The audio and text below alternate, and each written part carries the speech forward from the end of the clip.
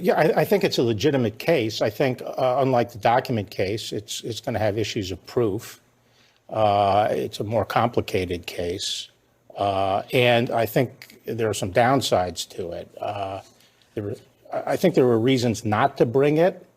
I've said before, I'm a little concerned about the slippery slope of criminalizing legitimate political activity.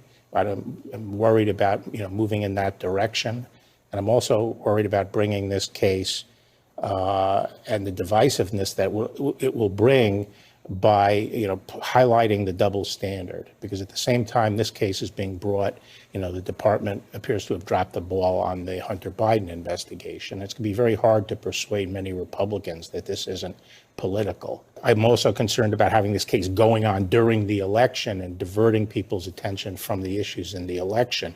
I'm also worried about what the impact is if there are acquittals. I do think I do think that there is a double standard. I think it's sometimes.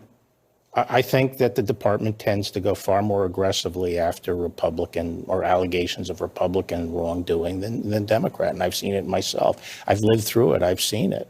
Now, it's not as pervasive as is represented, and it's not automatic. And I think there's still many great prosecutors in the department who can check their politics and be fair to whoever it is, regardless of their politics. But I do think that there's some political actors in the department, and I'm glad that Chairman Comer is conducting his investigation.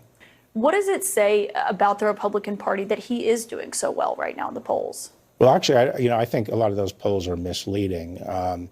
I think before the indictment by Bragg, he was hemorrhaging support. His numbers were dropping very quickly, and DeSantis was going up very quickly. Then the Bragg indictment hit, which was a political hit job, and that seems to have changed the dynamics.